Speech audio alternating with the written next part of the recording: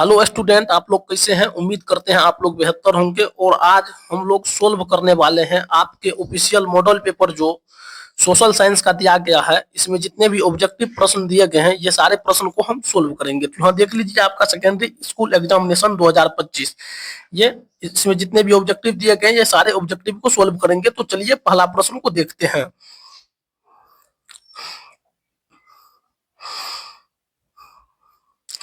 तो चलिए यहाँ पर ध्यान दीजिएगा। तो देखिए पहला प्रश्न क्या दिया गया है, इनमें से क्या सामाजिक विभेद का कारण है। इनमें से क्या सामाजिक विभेद का कारण है। ऑप्शन देखिएगा तो एक ऑप्शन ए में दिया गया भाषा, और बी में दिया गया धर्म, और सी में दिया गया जाति, और डी में दिया गया है इनमें से सभी। तो यहाँ पर जो आपका राइट आंसर होगा ऑप्शन नंबर डी हो जाएगा, इनमें से सभी। चलिए दूसरा प्रश्न को देखते हैं। तो देखिए दूसरा प्रश्न जो आपका दिया गया है, स्वतंत्रता के मूल अधिकार का संबंध किस अनुच्छेद से है। तो यहाँ पर जो आपका टॉपिक हो गया ये हो गया आपका मूल अधिकार, फंडामेंटल राइट। ये आपको भाग 3 में पढ़ना है, और भाग 3 में अनुच्छेद 12 से 35 तक पढ़ना है। और मूल अधिकार यानी फंडामेंटल राइट जो लिया गया है भारत के संविधान में, ये आपको अमेरिका से लिया गया है। यहाँ पर हमको पूछा गया है स्वतंत्रता का अधिकार का संबंध किस अनुच्छेद से है। तो यहाँ पर जो आपका सही आंसर होगा अनुच्छेद 19। अगर अनुच्छेद 14 पूछे, अनुच्छेद 14 का संबंध किससे है, तो अवसर के समानता से। किससे है? अवसर के समानता से है। और अनुच्छेद 18 का संबंध किससे है? तो उपाधियों का अंत से है। किससे है? तो उपाधियों का अंत से है। तो चलिए आगे बढ़ते हैं। देखिए क्वेश्चन नंबर 3 में क्या दिया गया है, ध्यान दीजिएगा। इनमें से कहां सर्वप्रथम महिलाओं को वोट देने का अधिकार मिला। वोट देने का अधिकार सबसे पहले महिलाओं को कहां मिला, तो आपको भी पता होगा फ्रेंड्स, ये आपको इंग्लैंड में मिला। कहां मिला? इंग्लैंड में। ऑप्शन नंबर सी आपका सही है। तो चलिए आप लोग अपना चेक कर सकते हैं, आप लोग का तैयारी कितना हुआ है, यहाँ से क्वेश्चन बना के आप चेक कर सकते हैं। देखिए क्वेश्चन नंबर 4 पे ध्यान दीजिएगा। इनमें से कौन पंचायत की व्यवस्थापिका है। तो इनमें से कौन पंचायत की व्यवस्थापिका है, तो यहाँ पर जो आपका सही आंसर हो जाएगा ग्राम कचहरी होगा। कौन होगा? तो ग्राम कचहरी होगा, ऑप्शन नंबर सी। तो चलिए आगे क्वेश्चन नंबर 5 को देखते हैं। तो देखिए क्वेश्चन नंबर 5 पे ध्यान दीजिएगा। विदेश नीति को किस सूची में रखा गया है। विदेश नीति को किस सूची में रखा गया है, तो आपको पता होगा फ्रेंड्स, आपके संविधान में जो 12 अनुसूची दिया गया है, तो उसमें 8वां अनुसूची में आपको भाषा के बारे में पढ़ना है। 8वां अनुसूची में आपको भाषा के बारे में पढ़ना है, जिसमें आपको संघ सूची, राष्ट्र सूची और संवर्धित सूची के बारे में पढ़ना है। तो देखिए विदेश नीति जो है आपको संघ सूची के अंतर्गत आते हैं। विदेश नीति आपको संघ सूची के अंतर्गत आते हैं। तो यहाँ पर आपका ऑप्शन नंबर ए हो जाएगा। तो चलिए आगे प्रश्न को देखते हैं। देखिए ये 6 नंबर प्रश्न पर ध्यान दीजिएगा। सूचना का अधिकार नामक विधेयक कब पारित हुआ। सूचना का अधिकार नामक विधेयक कब पारित हुआ, तो ये आपका 2005 में पारित हुआ। कब पारित हुआ, तो 2005 में पारित हुआ। चलिए आगे बढ़ते हैं। देखिए आगे ध्यान दीजिएगा। देखिए 7 नंबर प्रश्न पर ध्यान दीजिएगा।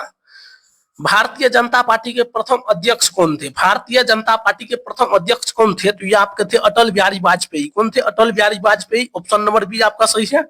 चलिए आगे बढ़ते हैं। अब देखिए क्वेश्चन नंबर 8 पे ध्यान दीजिएगा। इनमें से किस पार्टी का विलय जनता दल यूनाइटेड में हुआ था। इनमें से किस पार्टी का विलय जनता दल यूनाइटेड में हुआ था। तो यहाँ पर जो आपका सही आंसर होगा समता पार्टी। किसका? समता पार्टी का जो विलय हुआ था जनता दल यूनाइटेड में हुआ था। चलिए आगे बढ़ते हैं। देखिए क्वेश्चन नंबर 9 पे ध्यान दीजिएगा। किस संवैधानिक संशोधन द्वारा संविधान की प्रस्तावना में धर्मनिरपेक्ष शब्द जोड़ा गया। तो आपको भी पता होगा फ्रेंड्स, 42वां संविधान संशोधन आपका कितना ईस्वी में हुआ, तो 1976 में हुआ। कितना ईस्वी में हुआ? 1976 में हुआ, जिसमें धर्मनिरपेक्ष शब्द आपका प्रस्तावना में जोड़ा गया। आपको ये बात भी याद रखना है कि 42वां संविधान संशोधन को मिनी संविधान संशोधन कहा जाता है। क्या कहा जाता है? तो 42वां संविधान संशोधन को मिनी संविधान संशोधन कहा जाता है। तो चलिए आगे बढ़ते हैं। अब देखिए 10 नंबर क्वेश्चन पर ध्यान दीजिएगा। इनमें से कहां एकात्मक शासन व्यवस्था है। इनमें से कहां एकात्मक शासन व्यवस्था है, तो देखिए भारत में क्या है, तो दोहरी शासन व्यवस्था। भारत में क्या है? दोहरी शासन व्यवस्था है। अमेरिका में भी दोहरी शासन व्यवस्था है, और श्रीलंका में भी दोहरी शासन व्यवस्था है। तो यहाँ पर जो आपका राइट आंसर हो जाएगा कनाडा हो जाएगा, ऑप्शन नंबर सी। चलिए आगे बढ़ते हैं। अब देखिए क्वेश्चन नंबर 11 पर ध्यान दीजिएगा। इनमें से किस राज्य को विशेष दर्जा प्राप्त है। इनमें से किस राज्य को विशेष दर्जा प्राप्त है, तो यहाँ पर जो आपका सही आंसर हो जाएगा क्या होगा, तो अरुणाचल प्रदेश हो जाएगा, ऑप्शन नंबर ए। चलिए आगे बढ़ते हैं। अब देखिए, केंद्र में पहली बार गैर कांग्रेसी सरकार का गठन किसकी अध्यक्षता में हुआ? आपको भी पता होगा फ्रेंड्स, केंद्र में 1977 ईस्वी में जब मोरारजी देसाई प्रधानमंत्री बने थे, तब आपका गैर कांग्रेसी सरकार बना था। मोरारजी देसाई के समय आपका गैर कांग्रेसी सरकार बना था। तो यहाँ पर जो आपका सही आंसर हो जाएगा मोरारजी देसाई। ईस्वी पूछेगा तो 1977, ईस्वी पूछेगा तो 1977। चलिए आगे बढ़ते हैं। अब देखिए, क्वेश्चन नंबर 13 पर ध्यान दीजिएगा। पानी के निजीकरण के कारण कहां जनसंघर्ष हुआ था? पानी के निजीकरण के कारण कहां जनसंघर्ष हुआ था? तो ये आपका बोलीविया में हुआ था। कहां हुआ था? बोलीविया में हुआ था। Option number B. चलिए आगे बढ़ते हैं। अब देखिए, क्वेश्चन नंबर 14 पर ध्यान दीजिएगा। संविधान सभा का गठन कब हुआ था? संविधान सभा का गठन कब हुआ था? तो आपको भी पता होगा फ्रेंड्स, संविधान सभा का गठन 1946 ईस्वी में हुआ था। कब हुआ था? तो 1946 ईस्वी में। Option number A. चलिए आगे बढ़ते हैं। अब देखिए, क्वेश्चन नंबर 15 पर ध्यान दीजिएगा। देखिए, बिहार पंचायती राज अधिनियम 2006 के अनुसार महिलाओं के लिए कितने प्रतिशत आरक्षण का प्रावधान है? तो आपको भी पता होगा कितना परसेंट? तो 50%। ऑप्शन नंबर सी आपका सही है। चलिए आगे बढ़ते हैं। अब देखिए, क्वेश्चन नंबर 16 पर ध्यान दीजिएगा। ग्राम कचहरी का प्रधान कौन होता है? ग्राम कचहरी का प्रधान कौन होता है? तो आपका सरपंच होता है। कौन होता है? तो सरपंच होता है। ऑप्शन नंबर बी आपका सही है। चलिए आगे बढ़ते हैं। अब देखिए, क्वेश्चन नंबर 17 पर ध्यान दीजिएगा। यूनान को एक स्वतंत्र राष्ट्र कब घोषित किया गया? यूनान को एक स्वतंत्र राष्ट्र कब घोषित किया गया? तो आप लोग को भी पता होगा फ्रेंड्स कि 1832 ईस्वी में यूनान को एक स्वतंत्र राष्ट्र घोषित किया गया। 1832 ईस्वी में। आपका सही आंसर सी है। चलिए आगे बढ़ते हैं। अब देखिए, क्वेश्चन नंबर 18 पर ध्यान दीजिएगा। लाला लाजपत राय ने किसकी जीवनी लिखी थी? लाला लाजपत राय ने किसकी जीवनी लिखी थी? तो ये आपका मेजनी का जीवनी लिखा था लाला लाजपत राय। लाला लाजपत राय के बारे में एक और बात याद रखिएगा, इसे पंजाब शेर कहा जाता है। पंजाब शेर किसे कहा जाता है? तो लाला लाजपत राय को कहा जाता है। चलिए आगे बढ़ते हैं। अब देखिए, क्वेश्चन नंबर 19 पर ध्यान दीजिएगा। देखिए, 19 में क्या दिया गया? रक्त और लोह की नीति का अवलंबन किसने किया था? रक्त और लोह की नीति का अवलंबन किसने किया था? तो बिस्मार्क किया था। बिस्मार्क क्या था? और भारत का बिस्मार्क किसे कहा जाता है? तो सरदार पटेल को कहा जाता है। भारत का बिस्मार्क किसे कहा जाता है? तो सरदार पटेल को कहा जाता है। ये बात आप लोग याद रखिएगा। अब देखिए, क्वेश्चन नंबर 20 पे ध्यान दीजिएगा। राइन राज संघ का निर्माण किसने किया था? राइन राज संघ का निर्माण किसने किया था? तो यह आपका नेपोलियन बोनापार्ट किया था। कौन किया था? तो Napoleon Bonaparte. Option number C आपका सही है। चलिए आगे बढ़ते हैं। उसके बाद देखिए, ध्यान दीजिएगा। यहां देखिए, निम्नलिखित में से कौन यूटोपियन समाजवादी था? निम्नलिखित में से कौन यूटोपियन समाजवादी था? सेंट साइमन, रॉबर्ट ओवेन और लुई बलमा। तो इनमें से सभी के सभी आपके क्या थे? यूटोपियन समाजवादी थे। यहाँ पर जो आपका सही आंसर होगा ऑप्शन नंबर हो जाएगा डी। क्या होगा? तो ऑप्शन नंबर हो जाएगा डी। चलिए आगे बढ़ते हैं। अब देखिए, क्वेश्चन नंबर 23 पे ध्यान दीजिएगा। तो देखिए, 23 में क्या दिया गया है? बोल्शेविक क्रांति को इनमें से किस नाम से जाना जाता है? आपको भी पता होगा बोल्शेविक क्रांति को क्या कहते हैं? अक्टूबर क्रांति कहते हैं। अक्टूबर क्रांति कहते हैं। Option number C. चलिए आगे बढ़ते हैं। अब देखिए, क्वेश्चन नंबर 24 पे ध्यान दीजिएगा। देखिए, क्वेश्चन नंबर 24 पर अगर आप ध्यान देते हैं तो देखिए, क्वेश्चन क्या दिया गया है? इनमें से कौन गुप्त पुलिस संगठन था? इनमें से कौन गुप्त पुलिस संगठन था? तो देखिए, चेका आपका गुप्त पुलिस संगठन था। ऑप्शन नंबर सी चेका। चलिए आगे बढ़ते हैं। अब देख लीजिए, देखिए ध्यान दीजिएगा। देखिए, नरोत्तम सिंहानु ने राजनीतिक से संन्यास कब लिया? नरोत्तम सिंहानु ने राजनीतिक से संन्यास कब लिया? तो यह आपका 1978 ईस्वी में लिया था। कब लिया था? 1978 ईस्वी में लिया था। Option number B. चलिए आगे बढ़ते हैं। अब देखिए, क्वेश्चन नंबर 26 पे ध्यान दीजिएगा। भारत में रेलवे की शुरुआत किसके शासनकाल में शुरू हुई? भारत में रेलवे की शुरुआत किसके शासनकाल में शुरू हुई? तो यह आपके लॉर्ड डलहौजी के शासनकाल में शुरू हुआ। किसके काल में? लॉर्ड डलहौजी के शासनकाल में शुरू हुआ था। चलिए आगे बढ़ते हैं। अब देखिए, क्वेश्चन नंबर 27 पे ध्यान दीजिएगा। गांधी ने दांडी यात्रा की शुरुआत कहां से की थी? गांधी ने दांडी दांडी यात्रा की शुरुआत कहां से की थी? ये साबरमती आश्रम से किया था। कहां से किया था? तो साबरमती आश्रम से किया था। यहाँ पर जो आपका सही आंसर हो जाएगा ऑप्शन नंबर बी, साबरमती आश्रम। चलिए आगे बढ़ते हैं। अब देखिए क्वेश्चन नंबर आप लोग 28 पे ध्यान दीजिएगा। तो देखिए क्वेश्चन नंबर 28 क्या दिया गया? स्वराज पार्टी का प्रथम सम्मेलन कहां हुआ था? स्वराज पार्टी का प्रथम सम्मेलन कहां हुआ था? तो ये आपका कहां हुआ था? इलाहाबाद में हुआ था। ऑप्शन नंबर डी आपका सही है, इलाहाबाद। चलिए आगे बढ़ते हैं। अब देखिए क्वेश्चन नंबर 29 पे ध्यान दीजिएगा। इनमें से किन्हें सीमांत गांधी के नाम से जाना जाता है? इनमें से किन्हें सीमांत गांधी के नाम से जाना जाता है? तो यह आपका खान अब्दुल गफार खां को जाना जाता है। किसको जाना जाता है? तो खान अब्दुल गफार खां को जाना जाता है। Option number C. तो चलिए आगे बढ़ते हैं। अब देखिए वेदों की ओर लौटो का नारा किसने दिया? वेदों की ओर लौटो का नारा किसने दिया? तो दयानंद सरस्वती दिया। कौन दिया? Dayanand Saraswati. Option number A. चलिए आगे बढ़ते हैं। अब देखिए क्वेश्चन नंबर 31 पे ध्यान दीजिएगा। बिहार प्रांतीय किसान सभा की स्थापना किसने की? बिहार प्रांतीय किसान सभा की स्थापना किसने की? ये सहजानंद सरस्वती की है। कौन की है? तो सहजानंद सरस्वती किए थे। Option number A. चलिए आगे बढ़ते हैं।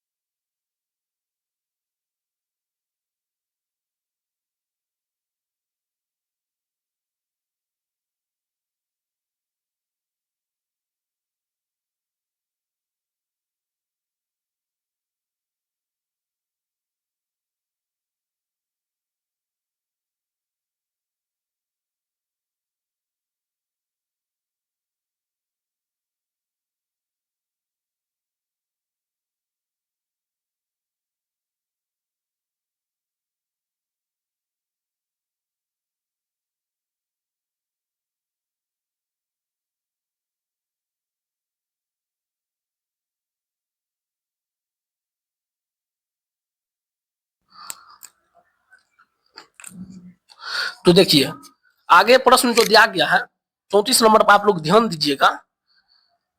City of Bombay improvement trust की स्थापना के पीछे इनमें से क्या कारण था?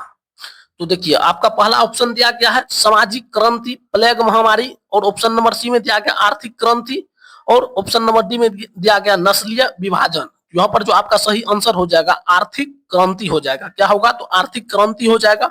चलिए आगे बढ़ते हैं। अब देखिए ये ध्यान दीजिएगा, सोम प्रकाश साप्ताहिक पत्रिका का प्रकाशन किसने किया था? सोम प्रकाश साप्ताहिक पत्रिका का प्रकाशन किसने किया था? ये आपका केशव चंद्र चंद्र सेन किए थे। कौन किए थे? तो केशव चंद्र चंद्र सेन किए थे। ऑप्शन नंबर ए हो जाएगा। चलिए आगे बढ़ते हैं। अब देखिए क्वेश्चन नंबर 36 पे ध्यान दीजिएगा। न्यू इंडिया समाचार पत्र को किसने शुरू किया? न्यू इंडिया समाचार पत्र को किसने शुरू किया? तो ये आपका एनी बेसेंट शुरू किए थे। एनी बेसेंट शुरू किए थे। यहाँ पर बहुत आदमी को लगता होगा कि महात्मा गांधी आंसर होगा, लेकिन दोस्तों अगर यंग इंडिया कहता, क्या कहता? यंग इंडिया कहता तब महात्मा गांधी होगा होता। यहाँ पर न्यू इंडिया कह रहा है, तो न्यू इंडिया कह रहा है तो आपका एनी बेसेंट हो जाएगा। चलिए आगे बढ़ते हैं। अब देखिए क्वेश्चन नंबर 37 पे ध्यान दीजिएगा। रेशम मार्ग कहां से प्रारंभ होता है? रेशम मार्ग कहां से प्रारंभ होता है? तो आप लोग को भी पता होगा, चीन से लेकर यूरोप तक के मार्ग को क्या कहते हैं? रेशम मार्ग कहते हैं। तो यहाँ पर आपका जो सही आंसर होगा हो जाएगा चीन। चलिए आगे बढ़ते हैं। देखिए क्वेश्चन नंबर 38 पे ध्यान दीजिएगा।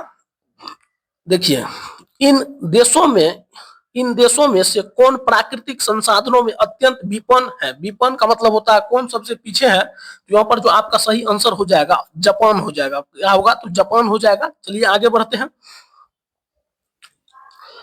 ध्यान दीजिएगा 39 नंबर प्रश्न पे। इन राज्यों में से कौन सर्वाधिक वनावरण वाला है? इन राज्यों में से कौन सर्वाधिक वनावरण वाला है? तो यहाँ पर जो आपका सही आंसर हो जाएगा, देखिए कोष्ट में लिखा गया इनमें से किस राज्य में सबसे अधिक वन क्षेत्र है? तो वन क्षेत्र सबसे ज्यादा आपका कहाँ है? तो मध्य प्रदेश में है। तो यहाँ पर जो आपका सही आंसर हो जाएगा option number D, Madhya Pradesh हो जाएगा। चलिए आगे बढ़ते हैं। अब देखिए रोहिल्ला राष्ट्रीय उद्यान कहाँ स्थित है, रोहिल्ला राष्ट्रीय उद्यान कहाँ स्थित है, ये जो आपका स्थित है फ्रेंड्स, ये हिमाचल प्रदेश में स्थित है। चलिए क्वेश्चन नंबर 41 को देखते हैं। अब देखिए क्वेश्चन नंबर 41 पर अगर आप लोग ध्यान देते हैं तो क्या दिया गया है क्वेश्चन, सागर सम्राट क्या है, सागर सम्राट क्या है, तो ये आपका अप अपतलीय तेल रिंग है, क्या है, तो अपतलीय तेल रिंग है। ऑप्शन नंबर बी आपका सही है। चलिए आगे बढ़ते हैं। अब देखिए क्वेश्चन नंबर 42 पे आप लोग ध्यान दीजिएगा, रूस के सहयोग से किस परमाणु विद्युत गृह का निर्माण किया गया था, रूस के सहयोग से किस परमाणु विद्युत गृह का निर्माण किया गया था, तो ये आपका क्या था, कुंडल कुलम परमाणु विद्युत गृह, कुंडन कुलम परमाणु विद्युत गृह, ऑप्शन नंबर सी। चलिए आगे बढ़ते हैं। अब देखिए क्वेश्चन नंबर 43 पे ध्यान दीजिएगा, इनमें से किसे सुनहरा रेशा कहा जाता है, इनमें से किसे सुनहरा रेशा कहा जाता है, तो ये आपको जूट को कहा जाता है, किसको कहा जाता है, तो जूट को कहा जाता है। चलिए आगे बढ़ते हैं और क्वेश्चन नंबर 44 को देखते हैं। देखिए क्वेश्चन नंबर 44 में जो दिया गया है, निम्नलिखित में से किससे अरोरा ऊन प्राप्त होता है, निम्नलिखित में से किससे अरोरा ऊन प्राप्त होता है, तो यह आपका अरोरा ऊन जो प्राप्त होता है दोस्तों, ये आपके खरगोश से होता है, किससे होता है, तो खरगोश से होता है। चलिए आगे बढ़ते हैं। अब देखिए क्वेश्चन नंबर 45 पे आप लोग ध्यान दीजिएगा, भारत में लो इस्पात का पहला कारखाना कहां स्थापित किया गया था, भारत में लो इस्पात का पहला कारखाना कहां स्थापित किया गया था, तो आप लोग को भी पता होगा कि झारखंड के जमशेदपुर में सबसे पहले ये लो इस्पात कारखाना स्थापित किया गया था। तो चलिए आगे बढ़ते हैं, यहाँ पर आपका सही आंसर हो जाएगा झारखंड। देखिए अब यहाँ पे ध्यान दीजिएगा, क्वेश्चन नंबर 46 पे, भोपाल त्रासदी में किस गैस का रिसो हुआ था, तो भोपाल गैस त्रासदी में किस गैस का रिसो हुआ था, तो मिसाइल एसोसाइनेट का हुआ था, किसका हुआ था, मिथाइल एसोसाइनेट का हुआ था, ऑप्शन नंबर सी हो जाएगा। चलिए आगे बढ़ते हैं और क्वेश्चन नंबर 47 को देखते हैं। देखिए क्वेश्चन नंबर 47 में जो दिया गया है, भारत का सबसे लंबा राष्ट्रीय राजमार्ग कौन सा है, भारत का सबसे लंबा राष्ट्रीय राजमार्ग कौन सा है, तो यह आपका अभी NH44, NH इसको 44 कहते हैं, अभी वर्तमान में इसको NH7 कहते हैं, वर्तमान में अभी इसको NH7 भी कहते हैं, ये आप लोग याद रखिएगा। चलिए आगे बढ़ते हैं। अब देखिए क्वेश्चन नंबर 48 पे आप लोग ध्यान दीजिएगा, सबसे बड़ा रेल जोन कौन है, सबसे बड़ा रेल जोन कौन है, तो ये आपका उत्तर रेल है, कौन है, उत्तर रेल है, उत्तर रेल है, उत्तर रेल है, उत्तर रेल है।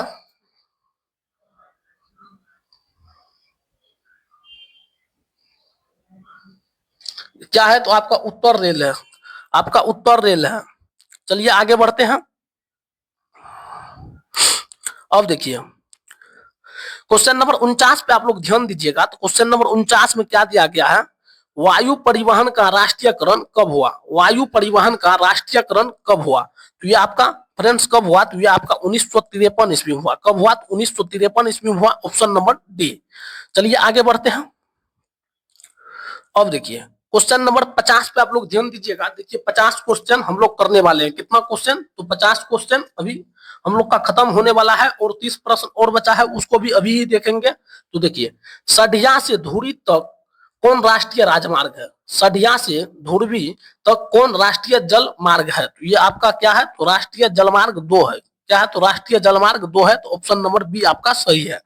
चलिए अब देखिए क्वेश्चन नंबर 51 पर ध्यान दीजिएगा, देखिए 50 प्रश्न हम लोग कर लिए, अब देखिए 51 पर आप लोग ध्यान दीजिएगा, तो देखिए 51 में क्या दिया गया है, फल्टा विशेष आर्थिक क्षेत्र कहाँ है, फल्टा विशेष आर्थिक क्षेत्र कहाँ है, तो यह आपका पश्चिम बंगाल में है, कहाँ है, तो आपका पश्चिम बंगाल में है। चलिए आगे बढ़ते हैं। अब देखिए क्वेश्चन नंबर 52 पर अगर आप लोग ध्यान देते हैं, तो मोनोजाइट किस राज्य में सर्वाधिक पाया जाता है, मोनोजाइट किस राज्य में सर्वाधिक पाया जाता है, तो ये आपको भी पता होगा कि केरल में सबसे ज्यादा पाया जाता है, कहाँ पाया जाता है, तो केरल में सबसे ज्यादा पाया जाता है। अब देखिए यहाँ पर ध्यान दीजिएगा, क्वेश्चन नंबर 53 पे, भारत का कोटनो कोटनोपोलिस कोटनोपोलिस किस नगर को कहा जाता है, भारत का कोटनोपोलिस किस नगर को कहा जाता है, तो ये आप लोग को भी पता होगा, किसको कहा जाता है, सूरत को कहा जाता है, सूरत को। चलिए आगे बढ़ते हैं। अब देखिए क्वेश्चन नंबर 54 पर आप लोग ध्यान दीजिएगा। देखिए केंद्रमुख में कौन खनिज पाया जाता है? केंद्रमुख में कौन खनिज पाया जाता है? तो ये आपका लो एक्स पाया जाता है। क्या पाया जाता है? तो लो एक्स पाया जाता है, ऑप्शन नंबर डी। अब चलिए क्वेश्चन नंबर 55 पर आप लोग ध्यान दीजिएगा। त्रिनेवी त्रि त्रिवेणी नहर का निर्माण कहाँ किया गया था? त्रिवेणी नहर का निर्माण कहाँ किया गया था? तो यहाँ पर आपका सही आंसर हो जाएगा पश्चिमी चंपारण। कहाँ हो जाएगा? पश्चिमी चंपारण हो जाएगा। चलिए क्वेश्चन नंबर 56 को देखते हैं। देखिए क्वेश्चन नंबर, देखिए ध्यान दीजिएगा। देखिए अभ्रक उत्पादन में भारत का विश्व में कौन सा स्थान है? अभ्रक उत्पादन में भारत का विश्व में कौन सा स्थान है? तो आप लोग याद रखिएगा, अभ्रक उत्पादन में विश्व में भारत का पहला स्थान है। कौन सा स्थान है? पहला स्थान है। चलिए आगे बढ़ते हैं। अब देखिए 58 नंबर प्रश्न पर आप लोग ध्यान दीजिएगा। भारत में चाय का अग्रणी उत्पादक राज्य कौन है? तो आप लोग को भी पता होगा, भारत में सबसे ज्यादा चाय का जो उत्पादन होता है वो कहाँ होता है? तो असम में होता है। कहाँ होता है? असम में होता है, ऑप्शन नंबर डी। चलिए आगे बढ़ते हैं। अब देखिए क्वेश्चन नंबर 59 पर आप लोग ध्यान दीजिएगा। एल्युमिनियम बनाने के लिए किस खनिज की आवश्यकता पड़ती है? एल्युमिनियम बनाने के लिए किस खनिज की आवश्यकता पड़ती है? तो बॉक्साइट का। किसका पड़ता है? तो बॉक्साइट का पड़ता है, ऑप्शन नंबर सी। चलिए आप लोग ध्यान दीजिएगा। देखिए 60 प्रश्न हम लोग फिर करने वाले हैं, तो चलिए आप लोग प्रश्न नंबर 60 पे ध्यान दीजिएगा। 50 सेंटीमीटर से कम वर्षा वाले क्षेत्र में कौन सी स्थिति उत्पन्न होती है? देखिए 50 सेंटीमीटर से कम वर्षा वाले क्षेत्र में आपका क्या उत्पन्न होगा? तो सुखाड़ उत्पन्न होगा। सुखाड़ को क्या बोलते हैं? सूखा बोलते हैं, ऑप्शन नंबर बी। चलिए आगे बढ़ते हैं। अब देखिए क्वेश्चन नंबर 61 पर आप लोग ध्यान दीजिएगा। किस नदी को बिहार में बाढ़ का मुख्य कारण माना जाता है? तो आप लोग को भी पता होगा, बिहार में बाढ़ का मुख्य कारण किस नदी को माना जाता है? तो कोसी को माना जाता है। कोसी को बिहार का शोक कहा जाता है। कोसी को बिहार का शोक कहा जाता है। चलिए आगे बढ़ते हैं। तो देखिए ध्यान दीजिएगा क्वेश्चन नंबर 62 पे। इन प्राकृतिक आपदाओं में से कौन बिहार को प्रतिवर्ष प्रभावित करता है? तो प्रतिवर्ष जो आपका प्रभावित करता है वो क्या करता है? तो बाढ़ करता है। क्या करता है? तो बाढ़ प्रभावित करता है, ऑप्शन नंबर डी। तो चलिए आगे बढ़ते हैं। अब देखिए क्वेश्चन नंबर 63 पे आप लोग ध्यान दीजिएगा। अधिक केंद्र का संबंध इनमें से किससे है? अधिक केंद्र का संबंध इनमें से किससे है? तो आपका किससे है? तो भूकंप से है। भूकंप का संबंध अधिक केंद्र से है। चलिए आगे बढ़ते हैं। अब देखिए क्वेश्चन नंबर 64 पर आप लोग ध्यान दीजिएगा।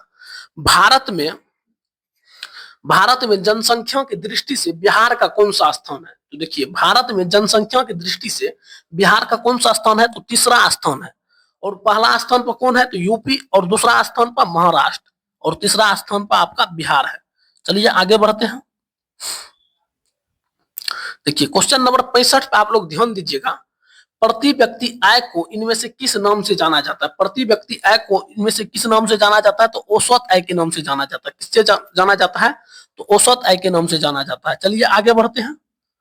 देखिए 66 नंबर प्रश्न पे आप लोग ध्यान दीजिएगा। विनिमय की प्रारंभिक अवस्था में व्यापार किस पर आधारित था? तो देखिए विनिमय के प्रारंभिक अवस्था में व्यापार आपका वस्तु विनिमय प्रणाली पर आधारित था। किस पर? तो वस्तु विनिमय प्रणाली पर आधारित था। चलिए आगे बढ़ते हैं। अब देखिए क्वेश्चन नंबर 67 पर आप लोग ध्यान दीजिएगा। मैकगलन समिति का संबंध इनमें से किससे है? मैकगलन समिति का संबंध इनमें से किससे है? तो आपका सहकारिता से संबंध है। किससे है? तो सहकारिता से संबंध है। तो चलिए आगे बढ़ते हैं। अब देखिए लघु उद्योग की अधिकतम निवेश सीमा क्या है? लघु उद्योग की अधिकतम निवेश सीमा क्या है? तो आपका 5 करोड़ है। आप लोग याद रखिएगा, 5 करोड़ है। अब देखिए क्वेश्चन नंबर 69 पर आप लोग ध्यान दीजिएगा। नीति आयोग का पदेन अध्यक्ष कौन है? नीति आयोग का पदेन अध्यक्ष कौन है? तो प्रधानमंत्री होते हैं। कौन होते हैं? तो प्रधानमंत्री होते हैं। ये योजना आयोग के स्थान पर लाया गया नीति आयोग को। अब देखिए क्वेश्चन नंबर आप लोग 70 पर ध्यान दीजिएगा।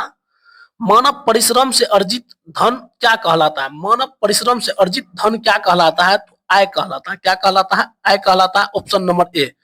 चलिए आगे बढ़ते हैं। अब देखिए देखिए ये प्रश्न आप लोग, देखिए इस प्रश्न में आप लोग फंस सकते हैं। प्रश्न क्या दिया गया है, भारतीय रिजर्व बैंक का राष्ट्रीयकरण कब हुआ था। अब देखिए, अगर भारतीय रिजर्व बैंक का स्थापना पूछेगा तब 1935 मारिएगा, जब राष्ट्रीयकरण पूछेगा तो 1949 मारिएगा। कितना मारिएगा, 1949 मारिएगा। इसमें आप लोग कंफ्यूज नहीं कीजिएगा। चलिए आगे बढ़ते हैं और प्रश्न नंबर 72 को देखते हैं। अब देखिए प्रश्न नंबर 72 में क्या दिया गया है, इनमें से कौन सामाजिक आधारभूत संरचना का एक भाग है। इनमें से कौन सामाजिक आधारभूत संरचना का एक भाग है, तो वो क्या है, आपका शिक्षा है। क्या है, तो शिक्षा है। चलिए आगे बढ़ते हैं। अब देख लीजिए, संयुक्त राष्ट्र के किस अंतरराष्ट्रीय सहकारिता वर्ष घोषित किया गया। संयुक्त राष्ट्र ने किसे अंतरराष्ट्रीय सहकारिता वर्ष घोषित किया गया, तो देखिए ऑप्शन क्या दिया गया, 1985 और 2010, 2012 और 2018। यहाँ पर देख लीजिए फ्रेंड्स, एक भी ऑप्शन सही नहीं है। यहाँ पर हम कोई भी आपको टिक नहीं मारते हैं। यहाँ पर आपका जो सही आंसर होगा वो 2024 हो जाएगा। ये आपका एक भी ऑप्शन सही नहीं है, तो आप लोग देख लीजिएगा। चलिए आगे देखिए, 74 नंबर प्रश्न पे आप लोग ध्यान दीजिएगा। उपभोक्ता अधिकारों की घोषणा सर्वप्रथम कहाँ की गई थी। तो देखिए उपभोक्ता अधिकारों की घोषणा सबसे पहले जो किया गया था वो आपका अमेरिका में किया गया था। कहाँ किया गया, तो अमेरिका में किया गया था। चलिए क्वेश्चन नंबर 75 को देखते हैं। देखिए क्वेश्चन नंबर 75 पर अगर आप लोग ध्यान देते हैं तो देखिए प्रश्न क्या दिया गया है, विश्व के विभिन्न अर्थव्यवस्थाओं को एक दूसरे से जोड़ने वाली प्रक्रिया को क्या कहा जाता है। विश्व के विभिन्न अर्थव्यवस्थाओं को एक दूसरे से जोड़ने की प्रक्रिया को क्या कहते हैं, तो वैश्वीकरण कहते हैं। क्या कहते हैं, तो वैश्वीकरण कहते हैं। आप लोग भी याद रखिएगा, वैश्वीकरण कहते हैं, ऑप्शन नंबर सी। चलिए आगे बढ़ते हैं।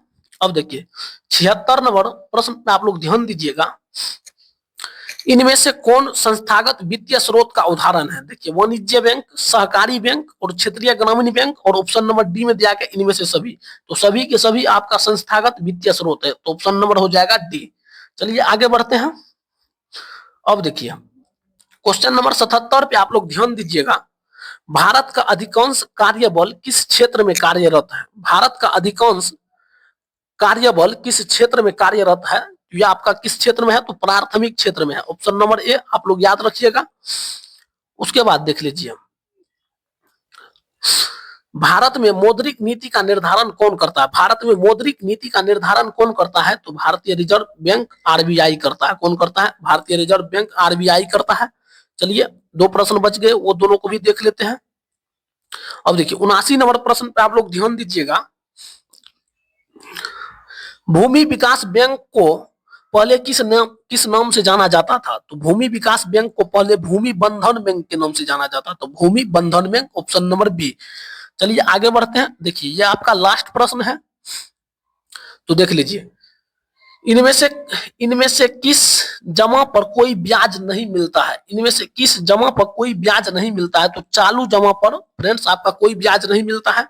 तो चलिए ये आपके एसएसटी के सोशल साइंस के जितने भी आपके ऑफिशियल मॉडल पेपर में ऑब्जेक्टिव दिए गए थे वो सारे ऑब्जेक्टिव को अभी हम लोग सोल्व किए। अगर वीडियो पसंद आया होगा तो वीडियो को लाइक कीजिएगा और चैनल को सब्सक्राइब कीजिएगा और अपने दोस्तों में शेयर कीजिएगा, ताकि अधिक से अधिक बच्चा का हेल्प हो सके। तो चलिए इस वीडियो को अब करते हैं यहीं पर समाप्त, फिर मिलते हैं नेक्स्ट वीडियो में नेक्स्ट सब्जेक्ट के मॉडल सेट के साथ। तो चलिए फिर मिलते हैं नेक्स्ट वीडियो में। धन्यवाद।